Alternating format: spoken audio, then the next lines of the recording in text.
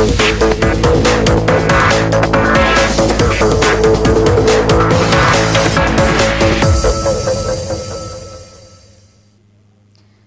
High নিউজে সকলকে স্বাগত। সঙ্গে রয়েছে আমি রিম্পি। শুরু করছে স্পোর্টস টুডে, আর শুরুতেই চোখ রাখবো আজকের হেডলাইন্সে।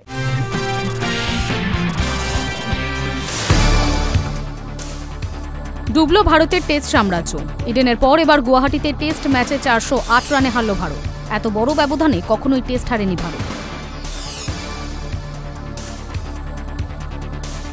পায়ের নিচে রাখতে চেয়েছিলাম, পান্ডে নিয়ে মন্তব্য দক্ষিণ আফ্রিকা কোচের। এই কথাটি বলতে গিয়ে তিনি ব্যবহার করেছেন ইংরাজি গ্রোফিল শব্দটি, যা বর্ণবিদ্বেষের প্রতীক। বিশ্বকাপে খেলতে কোনো বাধাই রইল না রোনাল্ডো। প্রাথমিকভাবে তাকে 3 ম্যাচের জন্য নির্বাসিত করা হলেও পরে 2টি ম্যাচের নির্বাসন লাগু হচ্ছে না। চেলসির কাছে কার্যত নাকানি চোবানি খেলেন রবার্ট লেওয়ানডস্কিরা। 10 জনের বার্সেলোনাকে ঘরের মাঠে 3-0 গোলে হারালো ইংল্যান্ডের ক্লাব। অন্যদিকে ম্যানচেস্টার সিটিরও দুঃসময় অব্যাহত। ইংলিশ প্রিমিয়ার লিগের পর ইউসিএলেও হারল সিটি।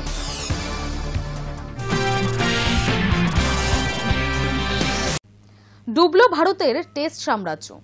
লজ্জার হারে ফের চুনকাম গম্ভীর ব্রিগেড। ইডেনের পর এবার গুয়াহাটিতেও টেস্ট ম্যাচে 408 রানে হারল ভারত। এত বড় ব্যবধানে কখনোই টেস্ট হারেনি ভারত। 2024-এ নিউজিল্যান্ড, 2025-এ দক্ষিণ আফ্রিকা। পর 2 বছর দেশের মাটিতে টেস্টে চুনকাম গম্ভীর বাহিনীর। প্রোটিয়াদের বিরুদ্ধে দ্বিতীয় টেস্টের শেষ ইনিংসে মাত্র 140 রানে গুটিয়ে গেল ভারত। ইডেনের পর এবার গুয়াহাটিতে টেস্ট ম্যাচে 408 রানে হারল ভারত। ব্যাটে বলে ফিল্ডিংয়ে নেতৃত্বে সব দিক থেকেই পর্যদুস্থ টিম ইন্ডিয়া। ব্রহ্মপুত্রের জলে ডুবল দেশের মাটিতে ভারতের টেস্ট আধিপত্যের গর্ব। শেষ দিনে একটা অসম্ভব লক্ষ্য ছিল ভারতের সামনে। 522 রান তাড়া করতে হতো। আসল সমস্যা কিন্তু সেটা নয়, সারাদিন ধরে 8 উইকেট বাঁচাতে হতো। ভারতীয় দলের ব্যাটিংয়ের যা অবস্থা, তাতে গোটা একদিন ব্যাট করা পাহাড় প্রমাণ কাজই বলা চলে। আর সেটা প্রমাণও করলেন ঋষভ পান্তরা। একদিন তো অনেক দূরের কথা, লাঞ্চ পর্যন্তই টিকে থাকতে পারলেন না নীতিশ কুমার রেড্ডিরা। 25 বছর পর ভারতের মাটিতে টেস্ট সিরিজ অনায়াসে জিতে নিল দক্ষিণ আফ্রিকা। আর এত বড় ব্যবধানে কখনো টেস্ট হারেনি ভারত। কোথা থেকে শুরু করা যায়? টসে হারাটা পান্থের হাতে ছিল না। বাকি দল নির্বাচন থেকে বোলিং পরিবর্তন সবেতেই গন্ডগোল করেছে ভারতের থিঙ্ক ট্যাঙ্ক। ফিল্ডিং সাজানোয় বিস্তর গলদ। কাকে কখন বোলিংয়ে আনতে হবে ঠিক করে উঠতে পারছিলেন না পান্থ। ফলে দক্ষিণ আফ্রিকা অনায়াসেই 489 রান করে ফেলে। আর সেখানেই কিনা প্রথম ইনিংসে ভারতীয় দল গুটিয়ে গেল মাত্র 201 রানে। কোনো ব্যাটারের যেন মাটি কামড়ে পড়ে থাকার মানসিকতাই নেই। সেখানে ব্যাটে বলে মার্কো জনসনের পারফরমেন্স দেখে শন পোলকের বলে গুলিয়ে ফেলা ভুল কিছু নয়। দ্বিতীয় ইনিংসেও ছবিটা মোটামুটি একই রকম। কুলদীপদের ঝেঁটিয়ে অর্থাৎ সুইপ রিভার্স সুইপ করে 260 রান বোর্ডে তুলে ফেলে দক্ষিণ আফ্রিকা। অনেকেই মনে হচ্ছিল তারা হয়তো ডিক্লেয়ার করতে দেরি করছেন, কিন্তু 2 ভারতীয় ওপেনার আউট হয়ে বুঝিয়ে দিলেন কোনো ভুল করেনি টেম্বা বাভুমা। জয়ের জন্য লক্ষ্য ছিল 549 রান। চতুর্থ দিনের শেষে ভারতের রান ছিল 2 উইকেট হারিয়ে 27। পঞ্চম দিনে লাঞ্চ পর্যন্ত কেউই টিকে থাকতে পারল না। তবু অভিজ্ঞ রবীন্দ্র জাদেজা চেষ্টা চালিয়ে গিয়েছিলেন। তবু কাউকে তো পাশে প্রয়োজন, যিনি স্পিনটা সামলে দিতে পারবেন। ঋষভ পান্থ, ধ্রুব জুরেলরা প্রথম ইনিংসে ভুল থেকে কিছুই শেখেনি। তার থেকেও বড় কথা, টেস্ট ব্যাটিংয়ের বেসিকটাই কি ভুলে গিয়েছেন তারা? প্রত্যেকেই যেন আউট হওয়ার নিজস্ব ভঙ্গি আবিষ্কার করছেন। বল ঘুরলে বা ওঠানামা করলেই স্লিপে খোঁচা দিয়ে আউট হওয়ার যেন প্রতিজ্ঞা করে ফেলেছেন তারা। সাইমন হারমার্কের খেলতে থরহরিকম্প অবস্থা। নীতিশ রেড্ডির কি ভূমিকা দলে? অনেক প্রশ্ন উঠছে, উত্তর অজানা। গত বছর ভারতের মাটিতে নিউজিল্যান্ডের কাছে 3-0 ব্যবধানে হেরেছিল। এবার দক্ষিণ আফ্রিকার কাছে হারল 2-0 ব্যবধানে। টেস্ট ক্রিকেটের ইতিহাসে ভারত 3 বার দেশের মাটিতে চুনকাম হয়েছে, তার মধ্যে গম্ভীর আমলেই 2 বার। সবচেয়ে বড় ব্যবধানে হারের লজ্জাও জুটল। দিশাহীন ভারতীয় ক্রিকেটকে আর কোন দিকে নিয়ে যাবেন গম্ভীর? High news network.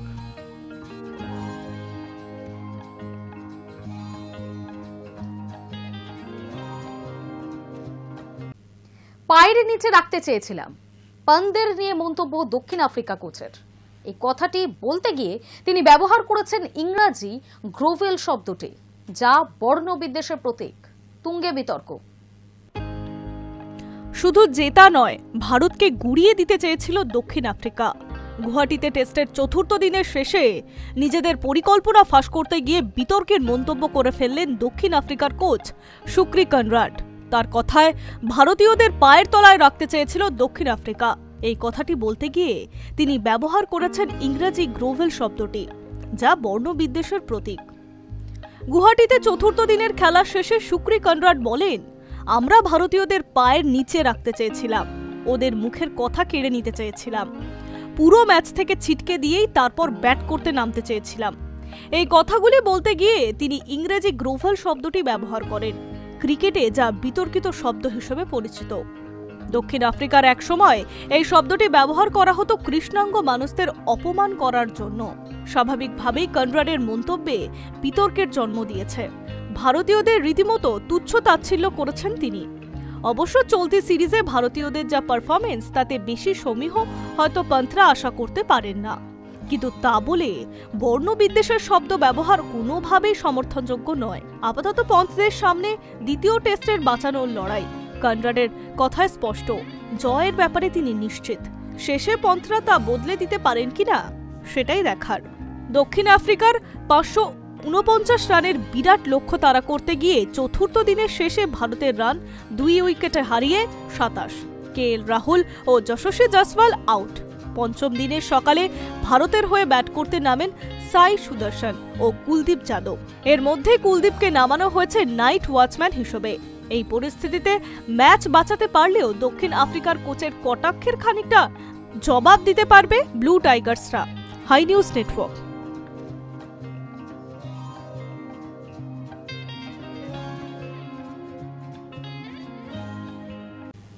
লক্ষ্য 23-এর বদলা। আহমেদাবাদে অস্ট্রেলিয়ার বিরুদ্ধেই ফাইনাল খেলতে চান সূর্য। ওই মাঠেই বদলা চান সূর্যকুমার যাদব। ওই মাঠেই বদলা চাই। 2026 টি-20 বিশ্বকাপে প্রতিপক্ষ হিসেবে অস্ট্রেলিয়াকে চাইছেন ভারতের টি-20 অধিনায়ক সূর্যকুমার যাদব। ভারত ফাইনালে উঠলে প্রতিপক্ষ হিসেবে কাকে চাইবেন, বিশ্বকাপের সূচি ঘোষণা অনুষ্ঠানে প্রশ্ন করা হয়েছিল সূর্যকে। নির্দ্বিধায় তিনি বলে দিলেন অস্ট্রেলিয়া।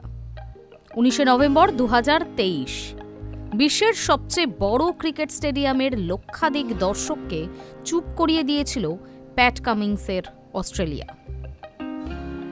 হৃদয় ভেঙেছিল কোটি কোটি ক্রিকেট ভক্তের।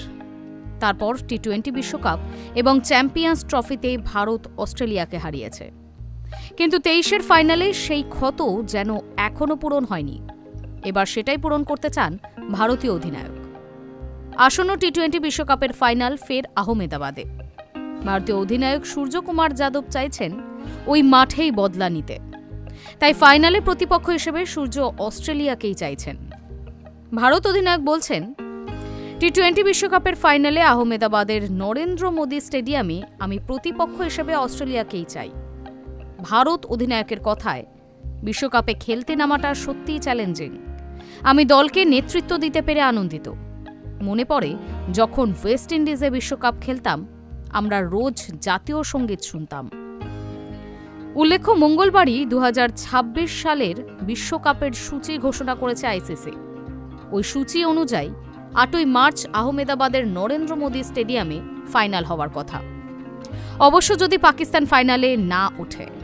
সূর্যকুমার যাদব এখন থেকেই ফাইনালে খেলার স্বপ্ন দেখছেন। টি-20 বিশ্বকাপে ভারতের সূচি: 7ই ফেব্রুয়ারি আমেরিকা বনাম মুম্বাই সন্ধে 7টায়, 12ই ফেব্রুয়ারি নামিবিয়া বনাম দিল্লি সন্ধে 7টায়, 15ই ফেব্রুয়ারি পাকিস্তান বনাম কলম্বো সন্ধে 7টায়, 18ই ফেব্রুয়ারি নেদারল্যান্ডস বনাম আহমেদাবাদ সন্ধে 7টায়। সুপার 8-এ উঠলে ভারতের প্রতিপক্ষ হতে পারে অস্ট্রেলিয়া, দক্ষিণ আফ্রিকা এবং ওয়েস্ট ইন্ডিজ। সেমিফাইনাল: 4 মার্চ প্রথম সেমিফাইনাল কলকাতা বা কলম্বো সন্ধে 7টায়, শ্রীলঙ্কা বা পাকিস্তান না উঠলে ইডেনে। 5ই মার্চ দ্বিতীয় সেমিফাইনাল, মুম্বাই সন্ধে 7টায়। ভারত উঠলে এই ম্যাচ খেলবে। ফাইনাল 8ই মার্চ আহমেদাবাদে। Hi news network.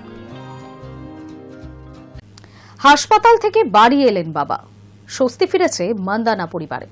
আচমকাই বাবার অসুস্থতার জন্যই শেষ মুহূর্তে বিয়ে স্থগিত করার সিদ্ধান্ত নিয়েছিলেন বিশ্বজয়ী ভারতীয় ক্রিকেটার।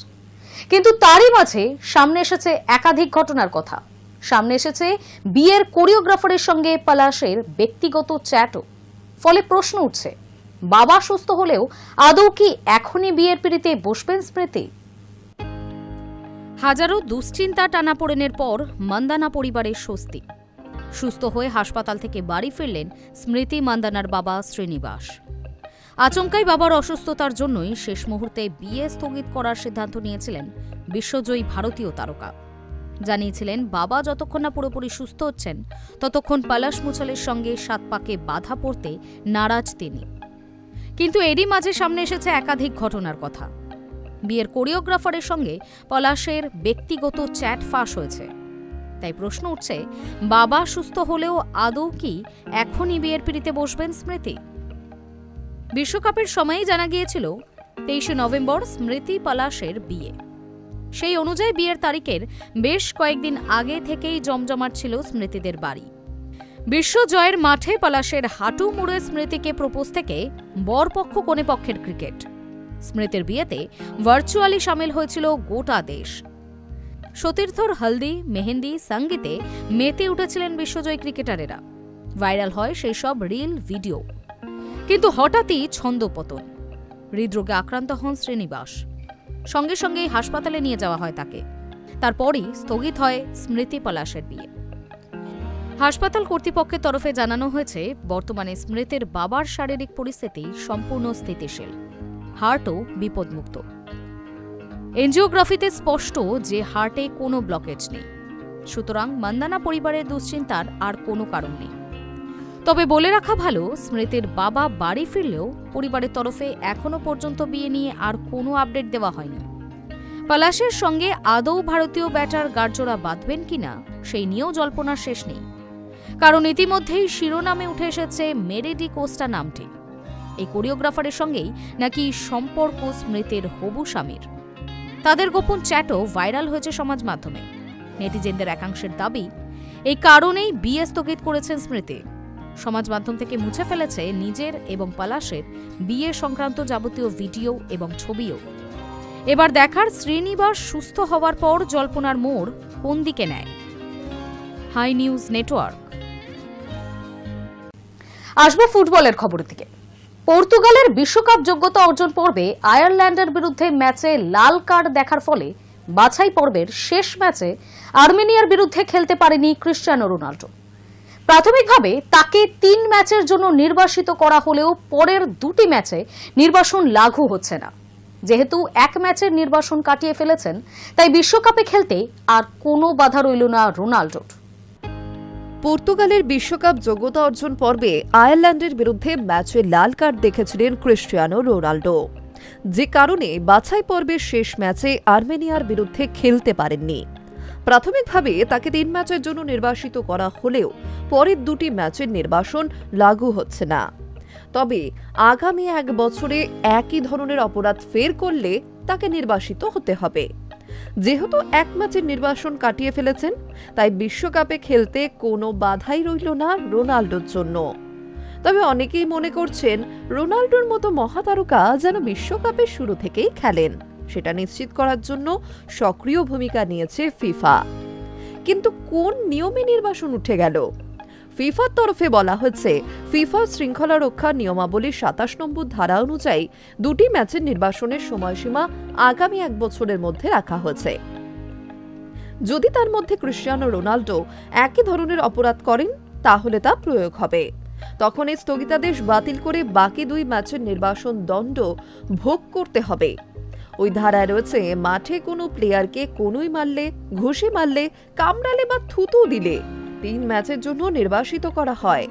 তবে ফিফার বিচার বিভাগীয় কমিটির হাতে এই সিদ্ধান্ত পুনর্বিবেচনার সুযোগ থাকে। জানা গিয়েছে পর্তুগালের তরফ থেকে আপিল করার পর মঙ্গলবার নিষেধাজ্ঞা তুলে নেওয়ার সিদ্ধান্ত নেয় ফিফা।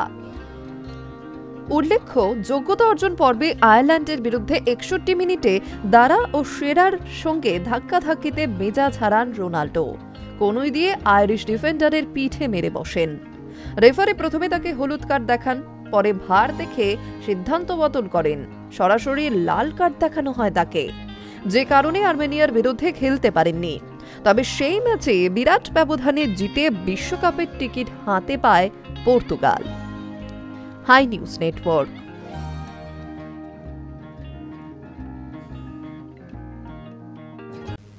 চ্যাম্পিয়ন্স লিগে বার্সেলোনা দুরবস্থা চলছেই। চেলসির কাছে কার্যত নাকানিচু বানি খেলেন রবার্ট লেভানডস্কিরা। 10 জনের বার্সেলোনাকে ঘরের মাঠে 3-0 গোলে হারালো ইংল্যান্ডের ক্লাব। অন্যদিকে ম্যানচেস্টার সিটিরও দুঃসময় অব্যাহত। ইংলিশ প্রিমিয়ার লিগের পর ইউসিএলেও হারল সিটি। চ্যাম্পিয়ন্স লিগে বার্সেলোনার দুরবস্থা চলছেই। চেলসির কাছে কার্যত নাকানিচু বানি খেলেন রবার্ট লেভানডস্কিরা। 10 জনের বার্সেলোনাকে ঘরের মাঠে 3-0 গোলে হারালো ইংল্যান্ডের ক্লাব। অন্যদিকে ম্যানচেস্টার সিটিরও দুঃসময় অব্যাহত। ইংলিশ প্রিমিয়ার লিগের পর ইউসিএলেও হারল সিটি। জার্মানির ক্লাব বেয়ার লেভারকুসেনের কাছে 0-2 গোলে হারল পেপ গুয়ার্দিওলার টিম। স্ট্যামফোর্ড ব্রিজে শুরু থেকে চাপে ছিল বার্সেলোনা। চেলসির অন্তত 3টি গোল অফসাইডের জন্য বাতিল হয়। অবশেষে ডেডলক ভাঙে 27 মিনিটে। ডান প্রান্ত ধরে চেলসির তরুণ উইঙ্গার এস্তেভাওয়ের লাগাতার আক্রমণ সামলাতে না পেরে নিজেদের জালে বল জড়িয়ে দেন বার্সার ডিফেন্ডার জোজ কুন্ডে।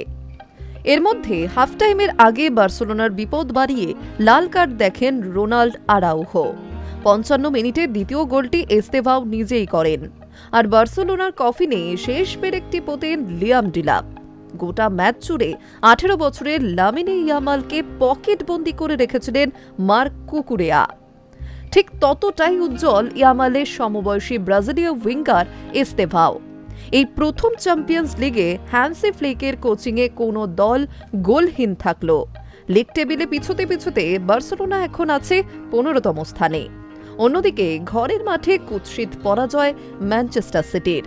লেভারকুসেনের বিরুদ্ধে আর্লিং হাল্যান্ডকে শুরু থেকে খেলাননি পেপ গুয়ার্দিওলা। তার ফলও ভুগতে হল। ইত্তিহাদ স্টেডিয়ামে আক্রমণহীন সিটির বিরুদ্ধে দাপট দেখিয়ে গেল জার্মানির ক্লাব। 23 মিনিটে গোল করেন আলেজান্দ্রো গিমাল্ডো। 54 মিনিটে ব্যবধান বাড়ান প্যাট্রিক শেক। লিগ টেবিলে সিটি এখন আছে 6ষ্ঠ স্থানে। Hi news Network. প্রতিপক্ষের সঙ্গে ঝামেলা করে লাল কার্ড দেখার ঘটনা নতুন কিছু নয়, কিন্তু নিজের দলের প্লেয়ারকে মেরে লাল কার্ড দেখার ঘটনা নতুন না হলেও বিরল। ইংলিশ প্রিমিয়ার লিগে ঘটল সেরকমই ঘটনা। নিজের দলের প্লেয়ারকে চড় মেরে লাল কার্ড দেখলেন এভারটনের ফুটবলার ইন্দ্রিস গানাগায়া। কিন্তু তাতেও ঘরের মাঠে 10 জনের এভারটনের কাছে হারল ম্যানচেস্টার ইউনাইটেড। প্রতিপক্ষের সঙ্গে ঝামেলা করে লাল কার্ড দেখার ঘটনা নতুন কিছু নয়, কিন্তু নিজের দলের প্লেয়ারকে মেরে লাল কার্ড দেখার ঘটনা নতুন না হলেও বিরল। ইংলিশ প্রিমিয়ার লিগে ঘটল সেরকম ঘটনাই। নিজের দলের প্লেয়ারকে চড় মেরে লাল কার্ড দেখলেন এভারটনের ফুটবলার ইদ্রিস গানাগায়া। কিন্তু তাতেও ঘরের মাঠে 10 জনের এভারটনের কাছে হারল ম্যানচেস্টার ইউনাইটেড। ম্যাচের বয়স তখন মাত্র 12 মিনিট। নিজেদের বক্সে একটি বল বিপন্মুক্ত করেন গায়া, কিন্তু তারপরই বিপজ্জনক ব্যাকপাস করেন, যেখান থেকে ম্যানচেস্টার ইউনাইটেডের সামনে গোলের সুযোগ চলে এসেছিল। তবে ওল্ড ট্র্যাফোর্ডে সেই সুযোগ কাজে লাগাতে পারেনি রেড ডেভিলসরা। কিন্তু সেই ভুল পাস নিয়ে গায়ার সঙ্গে বচসা বাঁধে মাইকেল কিনের। কেন কিন বলটা ধরতে আসেননি, তার জন্য মাঠের মধ্যে চিৎকার করতে থাকেন সেনেগালের ফুটবলার। তারপরই রেগে গিয়ে কিনের গালে চড় মারেন। পাল্টা কিনও তাকে মারতে যান, কিন্তু এভারটনের গোলকিপার জর্ডান পিকফোর্ড তাকে সরিয়ে দেন। তবে বিপজ্জনক আচরণের জন্য গায়াকে লাল কার্ড দেখান রেফারি।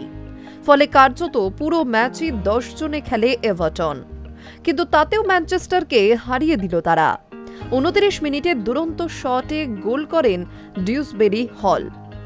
সেটা আর শোধ করতে পারেননি ব্রুনো ফার্নান্দেজরা। বলা যায় পিকফোর্ডের হাতের কাছে আটকে যায় ম্যানচেস্টার ইউনাইটেড। পরে অবশ্য নিজের আচরণের জন্য ক্ষমা চেয়ে নিয়েছেন গায়া। যদিও এভারটনের কোচ ডেভিস মোয়েস প্লেয়ারদের পাশে দাঁড়াচ্ছেন। মজা করেই তিনি বলছেন, যখন নিজের দলের প্লেয়াররা মারামারি করে তখন আমার ভালোই লাগে। Hi news network.